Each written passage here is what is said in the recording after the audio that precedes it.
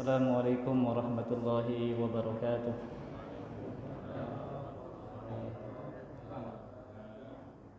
Innal hamdalillah salatan wa salaman bi Rasulillah Muhammadin ibni Abdillah wa ala alihi wa ashabihi wa man tabi'ahum bi ihsan ila yaumil qiyamah. Amma ba'd. Alhamdulillah, pada kesempatan maghrib yang mudah-mudahan diberkahi oleh Allah Subhanahu wa taala ini, kita diberikan suatu nikmat yang tidak semua orang bisa raih dan ambil nikmat itu. Apa nikmatnya? Yaitu nikmat masih dalam istiqomah untuk menuntut ilmunya Allah Subhanahu wa taala, untuk meningkatkan kualitas dan kuantitas ibadah kita semua. Nah,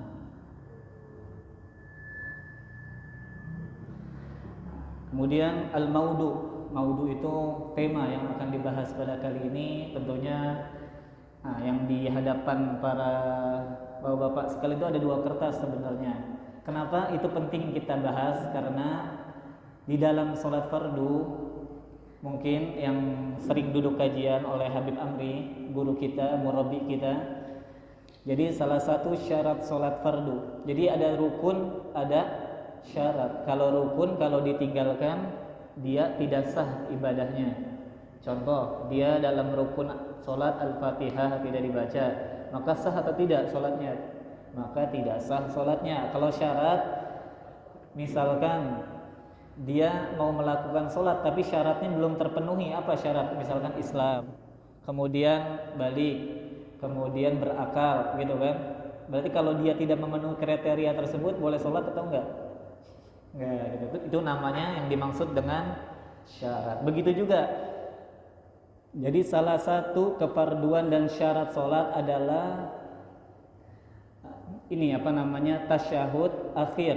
Wajib membaca tasyahud akhir dan menekan setiap tasydid daripada lafaz-lafaz yang ada tasydid di kalimat tasyahud. Jadi kalau misalkan seseorang tasyahud akhir kemudian tidak ditekan lafaz tasydidnya, maka ijma'ul ulama Syafi'i, Hambali, Maliki, Hanafi semua sepakat batalat sholatuhu, batal sholatnya. Jadi penting atau enggak? Enggak. Kalau sampai membatalkan sholat, ini adalah perkara yang penting, enggak sembarangan. Kalau itu tidak penting, mungkin masih kategorinya masih bisa sunnah, masih bisa dianjurkan. Tapi kalau udah sampai membatalkan sholat, ini perkara penting yang harus kita pelajari. Nah, jadi kan ada dua di sini, ada bacaan tahiyat. Ini yang wajib kita pelajari, tasdid-tasdidnya. Kemudian kalau doa setelah tahiyat ini anjuran guru kita. Kata beliau, nyampaikan, katanya tolong ini kalau bisa dihafal, kata Habib Amri. Kalau bisa malah nanti di print, makanya saya tadi ngeprint ini. Nah, ini salah satu amanah dari murabbi kita, dari guru kita yang sering kita belajar, yaitu Habibuna Amri. Ya, mudah-mudahan Allah Subhanahu wa taala selalu jaga beliau. Insyaallah. Amin ya rabbal alamin. Nah, ya, jadi kalau ini bisa sedikit kok, ini lafaznya sedikit, bisa dihafal. Maka kata beliau, berapa banyak sholat, apakah banyaknya kita baca ini atau enggak kita baca ini. Jadi posisi bacaan ini setelah tahiyat akhir itu, jadi habis kita baca fil alamina innaka hamidum majid, barulah membaca Allahumma inna. Kalau berjamaah inna boleh, tapi kalau mau sendiri Allahumma inni a'udzubika min adzabi jahannam wa min adzabil qabr wa min fitnatil mahya wa min fitnatil mamat, bisa wa min syarri fitnatil masihid dajjal. Ya. Nah, yang pertama dulu ya bacaan tahiyat ya. Nah, jadi bapak-bapak nggak usah fokus ke lafaznya, boleh, karena saya yakin semuanya udah hafal lah tahiyat ya. Cuman sekarang fokus pembelajarannya dilihat setiap lafaz tasydidnya ada di posisi mana saja. Dan biasanya umumnya kesalahan di masyarakat itu baca tahiyat kayak gini. At-tahiyatul mubarakatus shalawatut. Sebenarnya itu ada tasydid. At-tahi tahiyyatul mubarakatus sholawatut thayyibatul lillah. Nah, jadi pada lafal awal kalimat aja banyak yang salah sebenarnya karena buru-buru kan. Jadi abis dia sujud kan langsung at-tahiyyatul mubarakatus sholawat. Waduh, lupa ditekan tasdidnya dia gitu ya. Jadi at-tahiyyatul mubarakatus sholawatut thayyibatul lillah. Thayyibatul lillah. Kemudian yang kedua, lafaz yang kedua itu ada di sin.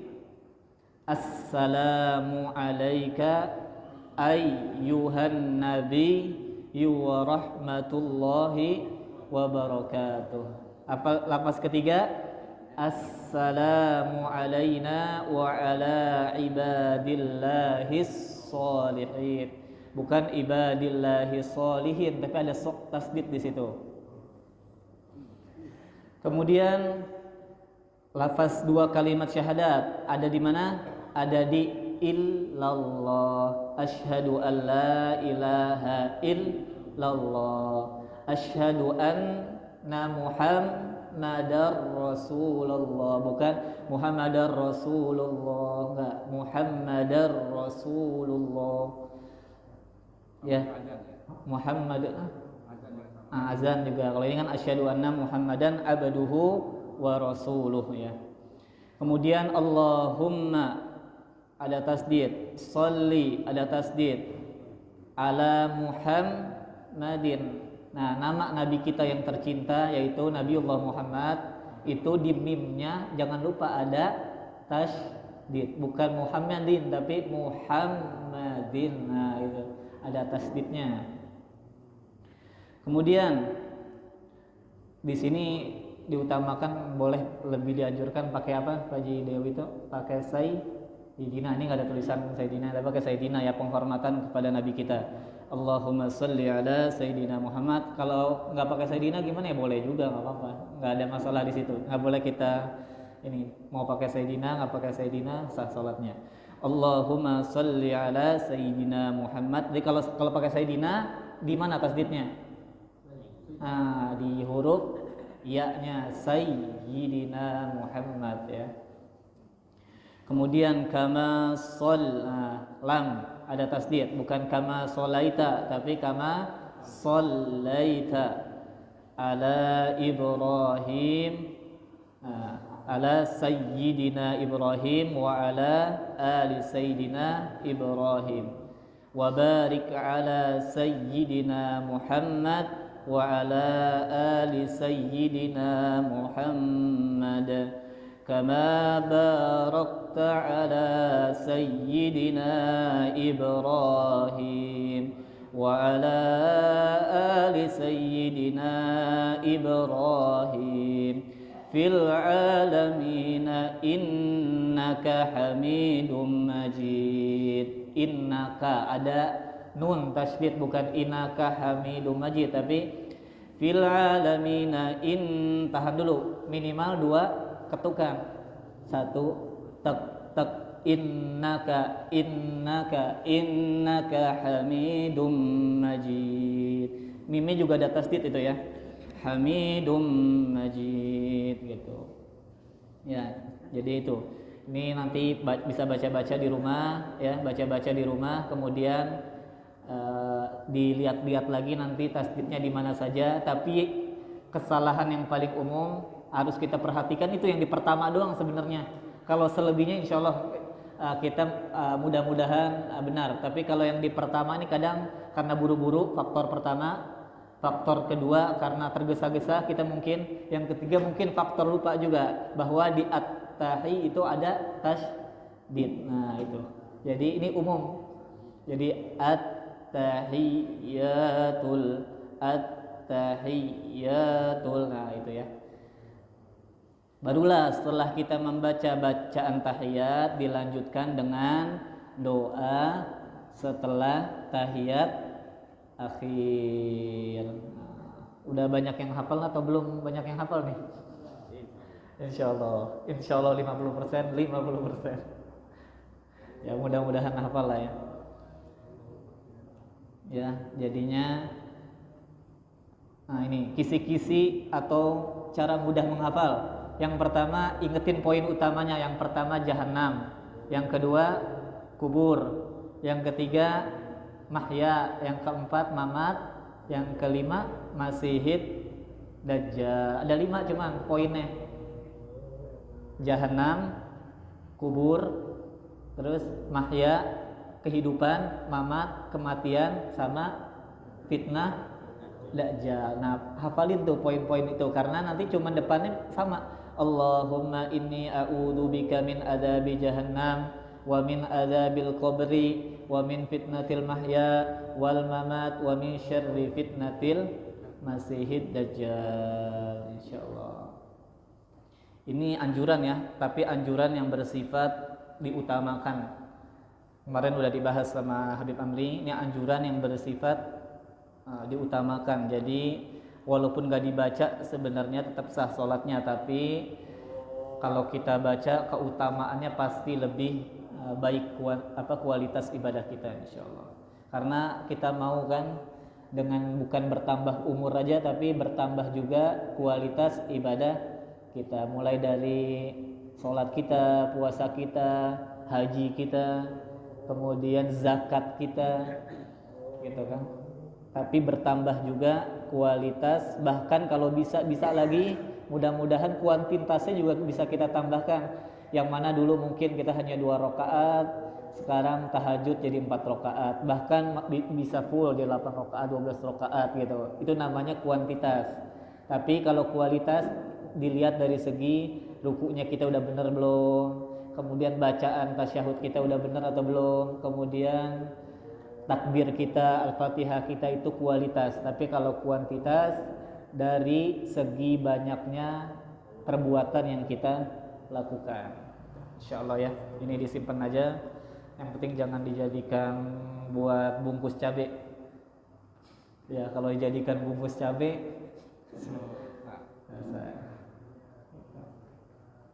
atau enggak kasih orang. Kalau misalnya udah hafal, saya udah mahir, nggak perlu ini lagi ya, kasih yang belum bisa supaya dia bisa belajar melihat. Kadang kan kalau buka HP atau buka ini kan rada males nyari-nyari yang tentang gitu kan ya, ada kertas ya dimaksimalkan insyaallah.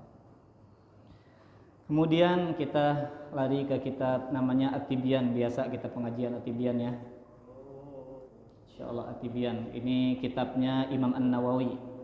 Imam Nawawi itu ada 2, Imam Nawawi Al-Bantani yang ada di Banten, sama Imam Nawawi ada yang di Timur Tengah, namanya Abu Zakaria An-Nawawi. Nah, ini bukan yang di Banten, namanya kitab At-Tibyan fi Adabi Hamalatil Quran. Ini ya. Bismillahirrahmanirrahim. Faslun. Apa arti faslun? Faslun itu adalah bab, pembagian, pembahasan.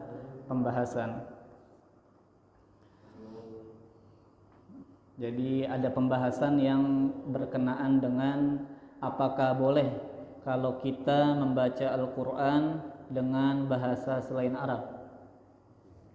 Tidak boleh. Kecuali ada pengecualian sebenarnya. Kecuali apa? Kecuali orang yang baru mu'alaf belum bisa baca Arab. Kita kan bukan mu'alaf, lahir dari kecil muslim, insyaallah bisa semua. Jadi para ulama Quran, qiraat, bahkan mazhabuna mazhabu Syafi'i rahimahullahu taala berkata, semua sepakat ulama di salat maupun di luar salat tidak diperbolehkan membaca Al-Quran dengan bahasa selain bahasa Arab ya, jelas. Apa? Bahasa Jawa. Makanya dulu Turki itu, maka kuburannya sampai baunya kemana-mana tuh. Siapa di Turki dulu? Mustafa Kemal Atatürk. Beliau itu salah satu didikannya Inggris. Jadi emang beliau dari kecil udah mau disusupi untuk menghancurkan Turki Utsmani. Jadi semuanya diganti pada zaman beliau azan jadi azan bahasa Turki. Jadi semua yang berkaitan dengan ibadah yang ke Arab-Araban tuh dihapus. Makanya sesuailah dengan azabnya Allah Subhanahu wa ta'ala. Nauzubillah. Makanya Arab. Kemudian Bapak-bapak sekalian, itu yang pertama. Jadi poinnya adalah tidak boleh. Kemudian bagaimana kalau membaca Al-Qur'an selain riwayat yang kita baca, boleh nggak? Nah, itu baru boleh.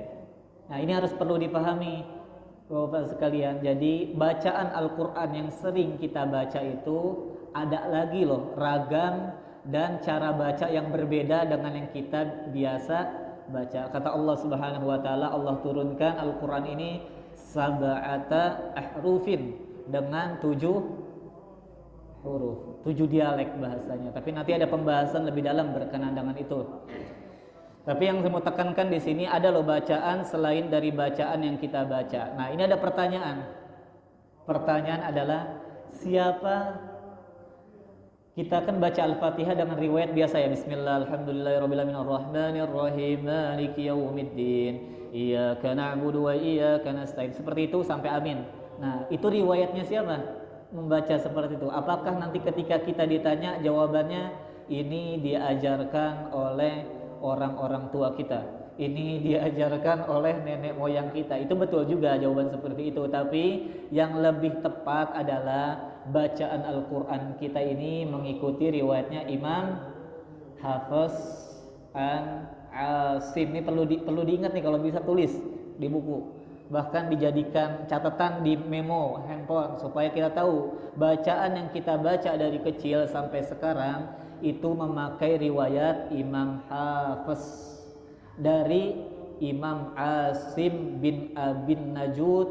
Beliau belajar lagi kepada Imam Abdurrahman As-Sulami, seorang tabi'in. Kemudian Abdurrahman As-Sulami belajar lagi kepada seorang sahabat. Siapa namanya? Ali bin Abi Thalib. Ali bin Abi Thalib belajar lagi langsung kepada Rasulullah Sallallahu Alaihi Wasallam. Ini riwayatnya perlu kita hafal. Hafiz, Asim, Abdurrahman As-Sulami, Ali bin Abi Thalib, barulah Rasulullah Sallallahu Alaihi Wasallam. Kemudian ditanya, kan banyak bacaan riwayat yang lain, kenapa sih Imam Hafiz paling masyhur di dunia ini, bahkan di Mekah, di Madinah, bahkan di Indonesia tempat kita tinggal sendiri kita bacanya riwayat Hafiz? Karena dahulu riwayat Hafiz ini sering mengembara. Hafiz ini seorang pengembara, jadi beliau pernah di Baghdad ngajar tahunan. Kemudian murid itu pasti ratusan kan. Kemudian juga beliau pernah pindah ke Mekah, kemudian mengajar bacaan Quran pada saat itu. Kemudian muridnya juga ratusan orang. Nah, dari ratusan orang ini kan terus dia menyebar kan ke berbagai wilayah, ke berbagai negeri, sehingga generasi bacaan Quran itu terus menerus sampailah baru kepada kita. Masyhur, makanya di Mekah Madinah tuh pakainya Imam Hafiz, sama seperti kita. Tapi kalau bapak-bapak coba nanti kalau pergi ke Turki, pergi ke Afrika Utara, itu bacaannya nggak sama seperti kita. Fakadzdzaba wa 'asi summa adbara yas'i fahasyara fanida. Ada yang kayak gitu nanti. Ada yang bacanya ada yang bacanya him jadi hum, ada yang tadinya panjang jadi pendek, yang tadi cuma 2 harokat jadi 6 harokat. Boleh nggak seperti itu? Boleh, karena semuanya ada. Sebenarnya yang masyhur ada 10. Ada Imam Nafi, Imam Abdullah ibnu Katsir, ada Imam Abu Amr, ada Imam Ibnu Amir, ada Imam Hafiz kita nih sekarang nih, Imam Asim yang kelima. Kemudian yang keenam ada Imam Hamzatuz Zayyat, yang ketujuh ada Imam siapa? Ada Imam Abu Ja'far, Abu Yaqub, dan seterusnya. Jadi nanti dari imam-imam itu punya riwayat lagi, ada 2 orang tuh. Misalkan Imam Asim punya 2 murid, yaitu Imam Hafiz dan Imam Syu'bah. Nah, kita memakai yang Hafiz apa yang Syu'bah? Hafiz ya. Fa sama sod, jadi Hafiz ya. Hafiz. Kenapa Syu'bah kita nggak pakai? Karena dahulu beliau tuh orang yang rajin, bahkan dobit wal itqan, Syu'bah itu luar biasa belajarnya. Tapi ketika di penghujung umurnya beliau menghabiskan umurnya itu dengan belajar ilmu hadis. Beda dengan Imam Hafiz.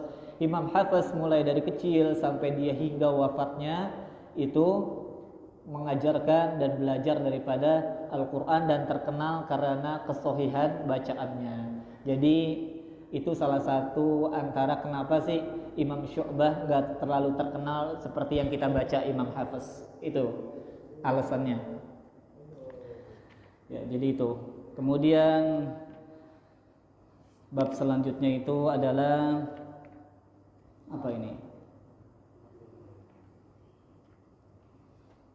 Nah, ini ada satu bab yang bagus juga tentang kondisi-kondisi makruh dalam membaca daripada Al-Quranul Karim. Jadi kan boleh ya membaca Al-Quranul Karim, pasti boleh. Tapi ada keadaan-keadaan yang makruh. Kalau makruh apa ganjarannya Allah Subhanahu wa taala kepada kita? Kalau makruh itu berarti dihilangkan pahalanya daripada suatu ibadah. Kalau haram jelas dosa kan, tapi kalau makruh cuman dihilangkan pahalanya. Jadi yang pertama ketika idza ruku was sujud wat tasyahud. Boleh enggak jadi baca Al-Fatihah, baca surat An-Nas atau baca Al-Baqarah sekalian di dalam sujud? Enggak boleh. Kecuali ketika berdiri. Sepakat ini para ulama, enggak ada perbandingan lagi. Jadi misalkan kita Allahu Akbar yang seharusnya subhana rabbiyal azimi wa bihamdi, kita baca alif lam mim dzalikal kitabu la raiba fih. Jadi ini zalim menempatkan suatu bacaan bukan pada tempatnya. Enggak boleh jadinya ya. Yang kedua, bagi makmum selain surat Al-Fatihah pada salat jahar jika makmum dapat mendengar bacaan imam. Jadi misalkan, jadi setelah imam membaca Al-Fatihah dijaharkan kan kita baca Al-Fatihah. Kemudian boleh nggak habis itu kita baca Al-Quran yang lain? Tidak boleh. Jadi makruh, harus mendengarkan bacaan imam. Lagi baca surat apa? Kecuali sholatnya itu sholat yang tidak dijaharkan, zuhur, asar, itu kita baca Al-Fatihah dengan surat. Tapi kalau yang dijaharkan, habis kita imam baca Al-Fatihah, amin, kemudian kita baca Al-Fatihah lagi, wajib. Kemudian barulah kita mendengar imam membaca surat. Makanya salah satu diam ketika sholat itu ketika jadi imam habis baca ghairil maghdubi alaihim waladdallin, itu harus diam sebentar baru amin. Ada jeda supaya apa? Ada yang tahu nggak nih supaya apa? Karena supaya bisa membedakan amin dengan bacaan Al-Fatihah. Jangan sampai orang mengira amin itu termasuk bacaan Al-Fatihah. Ini alasannya kenapa kita harus jeda. Nanti kalau misalkan ghairil maghdubi alaihim waladdallin amin, dikiranya amin itu ayat ke-8 lagi nanti. Enggak, jadi habis ghairil maghdubi alaihim waladdallin, jeda sebentar, amin. Boleh kalau yang di kalangan masyarakat sering apa anjurannya Rabbi firli wali walidayya baru amin, itu juga boleh. Itu kan salah satu cara untuk sejenak ya, doa juga. Kemudian yang kedua, setelah imam membaca amin, dia harus diam sejenak supaya memberikan waktu makmum supaya membaca Al-Fatihah. Jadi ya sejenak nggak apa-apa. Jadi misalkan habis amin, bolehlah diam sejenak ya sekitar 5 detik gitu kan, barulah Bismillahirrahmanirrahim wal 'asr misalkan gitu. Kemudian yang ketiga, setelah membaca surat, misalkan watawasau bil haqqi watawasau bis sabr, baru Allahu Akbar. Alasannya karena apa coba? Jangan-jangan takbir sama surat itu disatukan. Dikiranya surat menyatu dengan takbir, makanya ada jeda. Misalkan apa? Surat lam yalid wa lam yulad wa lam yakul lahu kufuwan ahad. Allahu akbar. Nah, gitu. Jadi, tapi misalkan ada seorang imam yang baca langsung, boleh atau enggak? Ya boleh aja, karena ini bukan wajib. Ini adalah anjuran daripada syariatnya Rasulullah Sallallahu Alaihi Wasallam yang diajarkan para ulama kita dan diajarkan kepada madhabuna kita. Salah satunya adalah madhab Imam Syafi'i rahimahullahu ta'ala. Kemudian selanjutnya itu jelas ya, jadi keadaan yang makruh. Kemudian yang ketiga, kondisi makruh ketika sedang duduk di kakus. Apa? Ada yang tahu arti kakus? Kakus itu adalah ini apa namanya, kamar mandi. Jadi kita lagi di kamar mandi, dia baca tuh apa namanya, wailul likulli humazatil lumazah. Enggak, ini tidak dibolehkan. Makruh ya. Bahkan bisa, kalau itu menghina, bisa berdosa, jatuhnya haram. Kemudian ketika saat khatib sedang khutbah, bahkan bisa batal sholatnya. Emang seharusnya dia dengar khatib gitu kan, tapi ketika khatib lagi ceramah, lagi berapi-apinya, dia lagi terus malah baca Quran, kaf ya ain shad, atau baca Al-Kahfi kan, karena dia belum baca Al-Kahfi, biarinlah khotib dia ngomong sampai berbusa, dia baca Al-Kahfi aja. Padahal ada anjurannya, apa, diibaratkan sebagai keledai, orang yang berbicara ketika khotib sedang berkhutbah. Bukan kedelai ya, tapi keledai. Kemudian apa ini? Kemudian selanjutnya la makruh fi tawaf. Tidak dimakruhkan qiraah bacaan pada saat tawaf, mengiringi khutbah boleh, tapi kan udah ada bacaannya. Biasanya kalau tawaf kan gitu, itu ada bacaannya. Itu ada bacaannya yang udah pernah umroh. Jadi ya mendingan bacaan yang sudah dianjurkan. Tapi kalau misalkan ada orang yang baca Al-Fatihah, baca surat yang lain ketika sedang tawaf, ya nggak apa-apa juga, tidak makruh. Tapi kalau yang kayak tadi seperti sedang khutbah, kemudian sedang di hammam, di kamar mandi, di WC, atau ketika sedang ruku, sujud, itu makruh, bahkan bisa membatalkan ibadahnya kalau ketika dia sedang khutbah. Kemudian adalah bagaimana hukumnya kalau dia membaca Al-Quran, surat apapun itu, tapi mulutnya ada darahnya. Kan kadang suka gusi, suka berdarah gitu. Kalau dia tahu itu berdarah, ya bersihkan dulu, kumur-kumur sampai bersih gitu. Kalau dia nggak tahu, nggak sengaja, dan juga tidak berasa bahwa mulutnya ada darah dan sebagainya rasanya, maka dilanjutkan, itu tidak mengapa, lakbas. Tapi kalau dia terasa terus melanjutkan bacaannya, itu nggak boleh, karena ada sesuatu yang najis di dalam mulutnya. Ini adalah pendapat yang paling sahih di antara para ulama. Nah, terakhir pembahasannya adalah fi masalah ilatil muhimmah, masalah-masalah yang penting di dalam kita baca Al-Quran dan adab-adab terhadap Al-Quran. Kemudian jika kita menguap, hendaknya ia menghentikan qiraahnya. Jadi misalkan kita lagi baca Quran nih, kemudian kita menguap, jadi baca Quran sambil menguap, apa kita berhenti dulu? Pilihannya dua. Maka yang dianjurkan oleh Rasulullah, kita menguap dulu sambil tutup tentunya ya, sambil tutup, kemudian barulah kita melanjutkan lagi bacaan Quran. Bukan dipaksakan ketika menguap sambil baca Quran juga, enggak ya. Dalilnya adalah idza tasa'aba ahadukum falyumsik biyadi ala famihi fa inna syaitana yadkhul. Jika salah seorang di antara kalian menguap, maka tutup. Nah, gitu, bukan wah saking nguapnya ini dia mulutnya sengaja dibuka, masuk. Pertama masuk setan, kedua belum tentu masuk laler atau masuk binatang.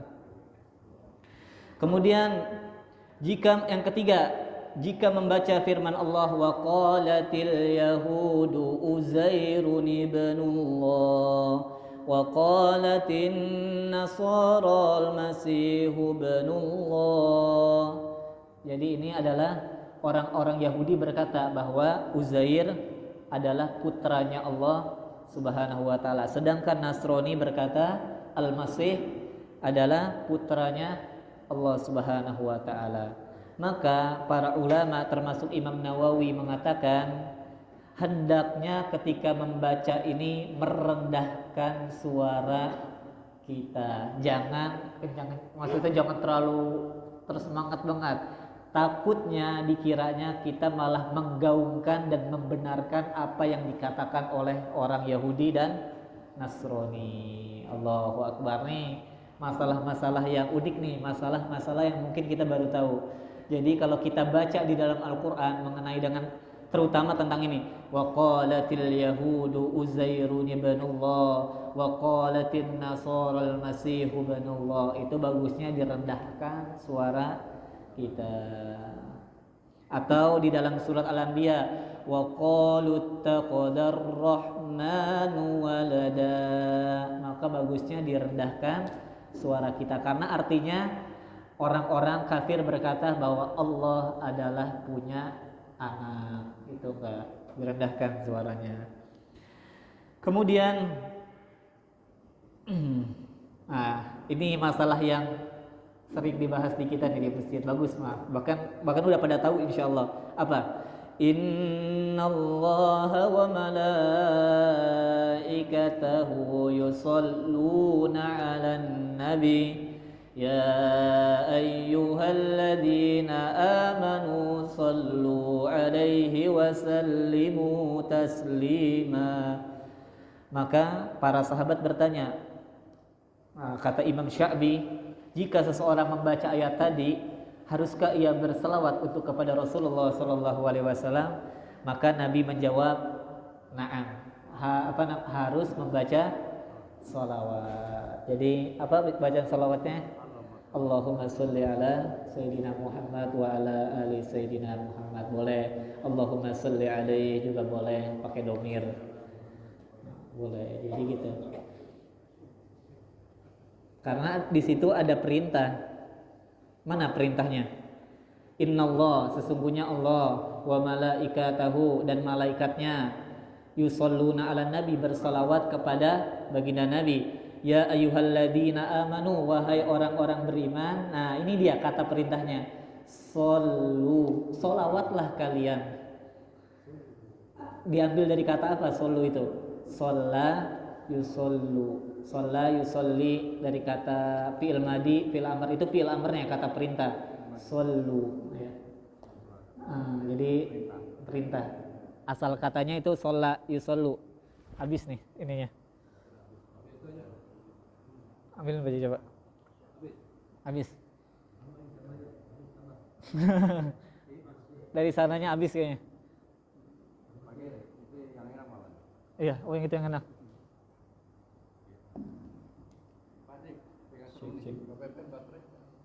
Ya Pak Ji. Habis. Iklan sebentar. Gajinya ada iklan. Ya, jadi buat salat Isya takutnya. Ya, lanjut ya, tadi ada iklan sebentar. Ya, jadi gitu, ada kata perintah, makanya dari situ ada perintah untuk kita bersolawat kepada Nabi Shallallahu Alaihi Wasallam. Jika mana ayat perintahnya, berarti dia nggak ngerti bahasa Arab nih, ya kan? Sedangkan kata di situ kalau dia tahu bahasa Arab bahkan harus diajarkan ini. Sallu itu adalah fil amr, kata perintah untuk kita. Ya, wahai orang-orang beriman, kata Allah, sallu, bersolawatlah kalian, wasallimu taslima, dengan penuh penghormatan dan keagungan kepada baginda Nabi Muhammad sallallahu alaihi wasallam. Kemudian yang selanjutnya, hal-hal uniknya dianjurkan untuk mengucapkan sebagaimana dalam riwayat Abu Hurairah dari Nabi, beliau katakan, man qara'a, siapa yang membaca wattini wazzaitun faqara'a alaysallah bi ahkamil hakimin, alaysallah bi ahkamil hakimin. Kemudian itu kan ayat terakhir ya, alaysallah bi ahkamil hakimin, maka jawabnya ada jawabannya. Apa jawabannya? Bala wa ana ala dzalika minasyahidin. Gak hafal minimal bala. Hafal langsung itu pasti. Apa? Bala. Benar ya Allah, gitu maksudnya. Itu pertanyaan kepada kita Allah. Alaisallahu bi ahkamil hakimin. Allah nanya kepada hambanya, bukankah aku sebagai hakim yang paling adil? Terus kita jawab enggak? Kita jawab. Kalau ada pertanyaan jawabannya bala. Gitu, bala. Kalau lengkapnya bala wa ana ala dzalika minasyahidin. Dan ini ada dalilnya dari Abu Hurairah radhiyallahu an, mendengar Nabi sallallahu alaihi wasallam bersabda. Jadi bukan dongeng atau bukan karangan, jelas. Kemudian juga yang kedua, kalau baca surat Al-Qiyamah. Nah, ini jarang hafal tapi ya. Sebenarnya ada jawabannya juga, sama itu namanya, jawabannya adalah amantu billah, aku beriman kepada Allah. Sama di ayat akhirnya juga. Kemudian yang ketiga, ini ayat yang kita hafal, sabbihisma rabbikal a'la. Apa jawabannya? Subhana rabbiyal a'la. Mana dalilnya? Nabi katakan kepada Umar bin Khattab radhiyallahu an. Jadi Umar habis membaca ayat itu, kemudian beliau mengucapkan subhana rabbiyal a'la 3 kali, ya minimal 1 kali. Iya, pertama ayat ya.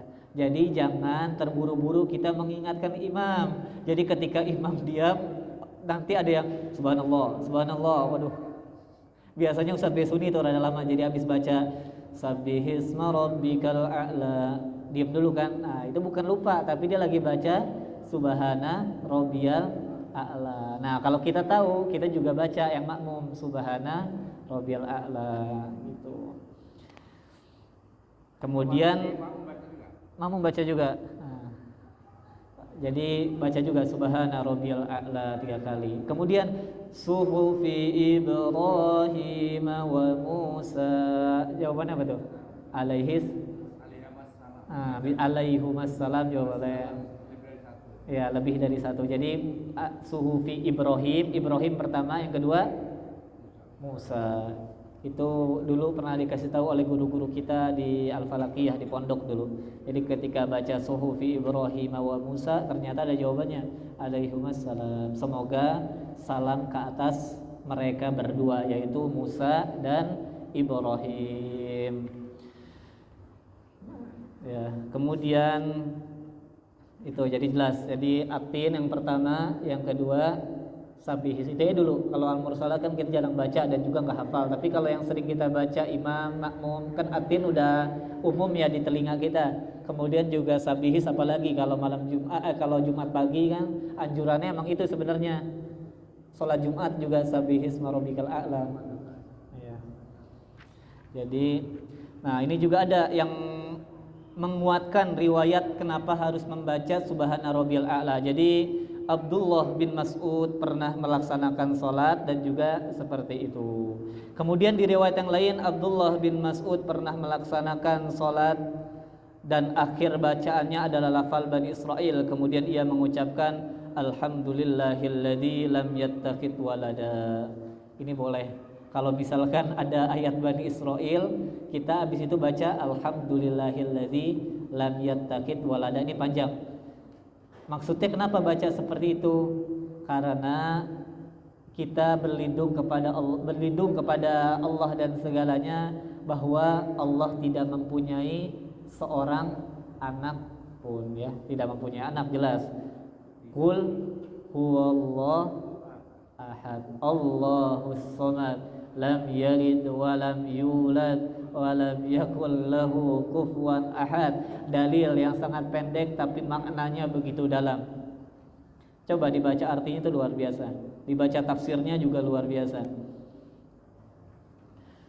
Kemudian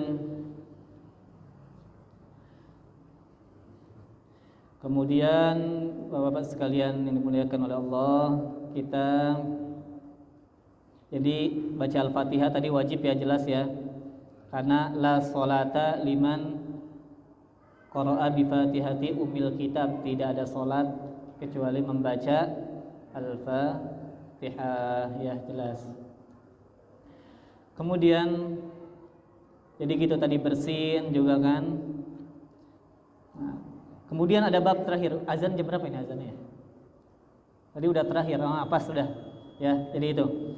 Jadi langsung kesimpulan yang pertama dari tadi pembelajaran adalah diperhatikan tasdid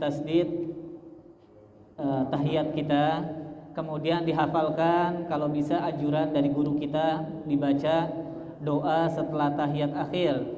Ini sebagai sarana yang nganjurin Habib Amri, tapi sebenarnya yang nganjurin siapa? Rasulullah Sallallahu Alaihi Wasallam. Itu kita baca, kalau bisa kita hafal.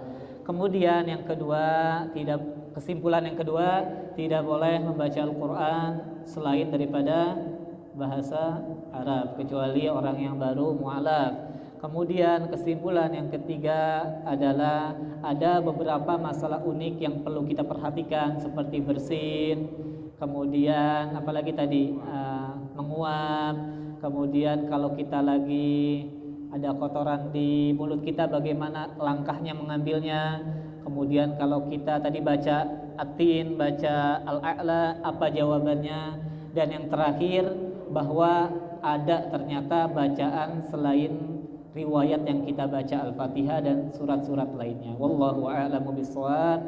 Mudah-mudahan apa yang kita pelajari pada malam kali ini bisa bermanfaat, bahkan lagi dan lagi bisa kita amalkan di dalam ibadah kita, dalam kehidupan sehari-hari kita, dan juga mudah-mudahan kita istiqamah menuntut ilmu hingga Allah panggil kita menuju panggilannya.